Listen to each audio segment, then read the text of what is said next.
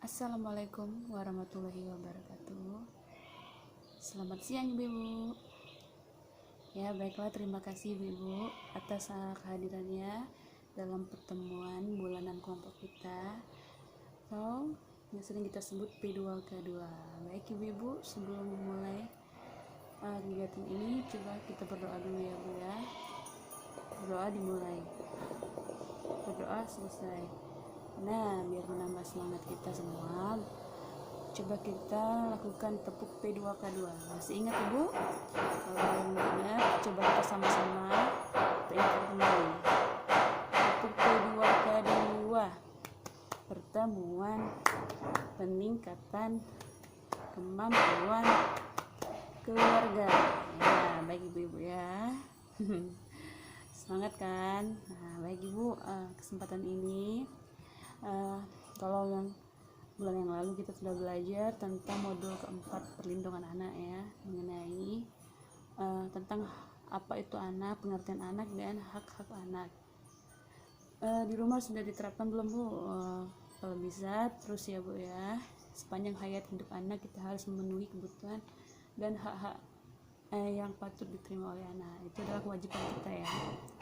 Nah, kesempatan ini kita akan membahas modul yang berbeda, yaitu modul 5 tentang kesejahteraan sosial yang meliputi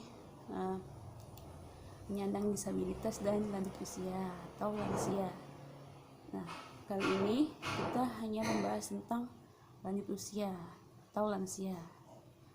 Jadi, sebelum kita masuk mulai materi ini, pembahasan tentang lansia, coba Ibu saya kasih waktu 5 menit untuk berdiskusi, memikirkan apa yang disebut lansia ya. Baik Ibu-ibu, setelah Ibu berdiskusi, saya akan bertanya tentang lansia itu apa. Coba sebelumnya saya tanya, di rumah Ibu tinggal di rumah sama siapa saja? Selain ada anak, ada yang saudara juga, ada nenek Bu, ya, ada orang tuanya ya. Siapa lagi? Mbak Uti ya, Yai, Nyai ya. Nah Bu ya, yang di rumah kita itu termasuk adalah orang tua kita yang telah membesarkan kita. Nenek kita itu orang yang sudah tua disebut dengan lansia. Nah ngomong-ngomong masalah lansia itu adanya di mana saja Bu selain di rumah kita? Betul ya Bu ya, lansia itu di mana-mana, tidak hanya di rumah kita, ada yang di luar sana banyak ya Bu ya lansia. Banyak lansia yang tinggal terlantar, yang nggak diurusi oleh anaknya, dimasukkan pada panti jompo ya. Itu karena kurangnya kasih sayang dari anak tadi. Terus bagaimana sih kondisi dari lansia itu Bu? Coba jawaban Ibu apa? Kita lihat, lansia itu kondisinya ada yang memperhatikan, ada yang senang, ada yang bahagia, tergantung anak yang merawatnya atau pedulian orang lain terhadap dia ya. Nah, betul ya Bu ya. Dari apa yang Ibu tuliskan, Ibu sebutkan itu, Ibu diskusikan tadi tentang lansia, kita akan melihat pengertian lansia secara umum dan menurut undang-undangnya. Coba kita perhatiin buku pinternya Bu ya. Ada di flip chart nomor 1, ada pengertian lanjut usia atau lansia. Coba kita baca bersama-sama. Lanjut usia itu adalah, menurut Organisasi Kesehatan Dunia atau WHO, World Health Organization, batasan terhadap lanjut usia ada 4 golongan. Yang pertama, usia pertengahan. Ini usianya dimulai dari 45 sampai 59 tahun. Yang kedua, lanjut usia antara 60 sampai 74 tahun. Yang ketiga, lanjut usia tua dari umur 75 tahun ke atas sampai 90. Dan yang terakhir, lansia sangat tua di atas 90 tahun. Ini adalah lansia, lanjut usia yang sudah renta. Orang tua kita, nenek kita, bisa jadi buyut kita ya Bu ya, umurnya hampir mencapai 100, ada ya kan ya Bu ya, masih ada. Nah, jadi kalau itu secara garis besar dari pengertian WHO, jadi kalau secara undang-undang juga ada perbedaan ya pengertian lansia. Nah, menurut Undang-Undang Nomor 13 Tahun 1998 disebutkan pada ketentuan umum pasal 1 ada ayat 2, ayat 3, ayat 4, lansia itu menjadi 3 golongan. Yang pertama, lanjut usia. Lanjut usia saja. Lanjut usia itu adalah seorang yang telah mencapai usia atas 60 tahun dengan catatan lansia yang mendapatkan bantuan PKH itu 70 tahun ke atas. Nah, kalau dalam PKH yang mendapatkan bantuan dari lansia itu umurnya di atas 70 tahun ke atas Bu ya. Tapi kalau pada kesempatan ini kita hanya membahas secara umum. Lanjut lagi ke ayat 2. Ayat 3. Lanjut usia potensial. Di sini lanjut usia yang masih mampu melakukan pekerjaan atau kegiatan yang masih menghasilkan barang atau jasa. Nah, di sini adalah lansia yang memiliki kegiatan yang bermanfaat, yang bisa menghasilkan barang dan jasa. Misalkan lansia itu memiliki usaha atau bakat yang bisa dia salurkan dan menghasilkan uang ya Bu ya, masih bisa mencari. Dia tidak tergantung pada orang lain.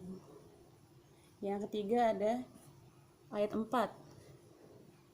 Lanjut usia tidak potensial.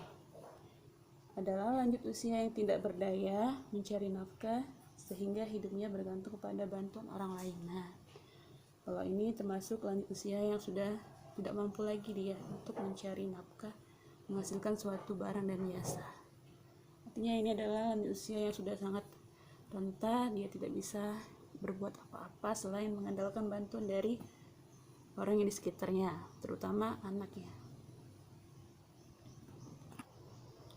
Ya, baiklah, tadi menurut undang-undang dan menurut WHO, jadi kesimpulannya kalau pengertian lansia secara umum itu adalah orang yang sangat tua, orang yang sudah tua, ada yang sudah renta, itu adalah orang yang telah melahirkan dan membesarkan kita, yang mendidik kita jadi seperti sekarang.